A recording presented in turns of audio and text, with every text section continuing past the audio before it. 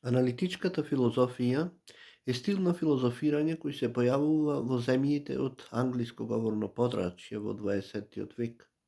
Во Обединетото кралство, Соединетите американски држави, Канада, Австралија, Нов Зеланд и Скандинавија, најголем дел од универзитетските институти се декларираат како аналитички. Поимот аналитичка филозофија се однесува на следниве нешта. Начин на филозофирање, кој се одликува со аргументативна јасност и прецизност преку формалната логика и анализа на јазикот и честа потреба да се зборува за или користат сознанијата на математиката и природните науки. Конкретни теориски движења во раниот 20 век кои представуваат историски предвесници на современата аналитичка филозофија, делата на Бертранд Расел, Лудвиг Витгенштајн, Мур, Готлоб Фреге и логичките позитивности. Во ова потесна смисла, аналитичката филозофија се одликува со неколку одлики,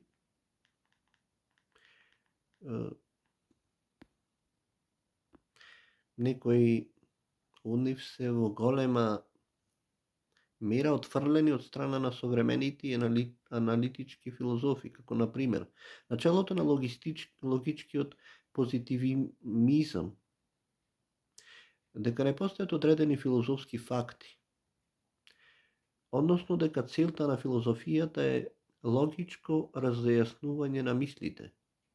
Ова тврдење стои наспротив фундаментализмот, според кој филозофијата е посебна наука или научна дисциплина која ги истражува фундаменталните, основните разлози и начела на светот. Следствено, многу аналитички филозофи сметаат дека нивните размисли се продолжение или подвид на сознанијата на природните науки.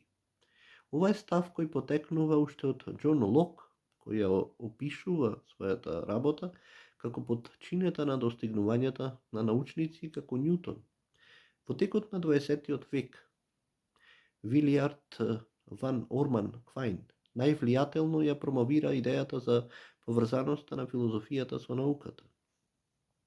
Началото дека логичко појаснување на мислите може да се постигне преку анализа на логичката форма на филозофските искази.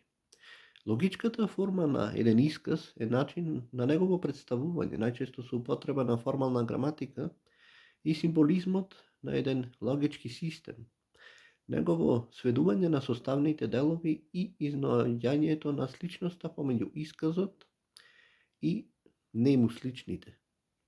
Сепак постојат несогласувања помеѓу аналитички филозофи за точната логичка форма на секојдневниот јазик.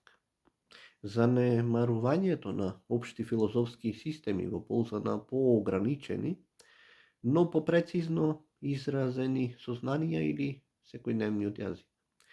Според еден познат пасус од делото на Расел, модерниот аналитички емпиризам се разликува од оној на Лок, Беркли и Хјум, бидејќи вклучува математика, но и моќна, одлично развиена логичка апаратура.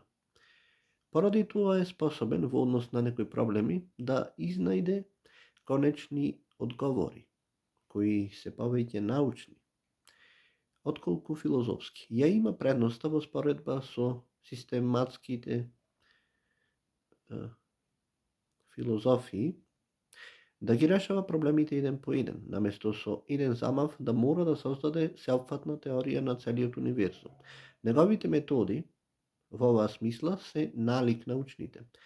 Не се сомневам, се додека филозофското знаење е возможно, дека само преку овие методи треба да се истражува. Исто така не се сомневам дека со овие методи многу антички проблеми се решливи.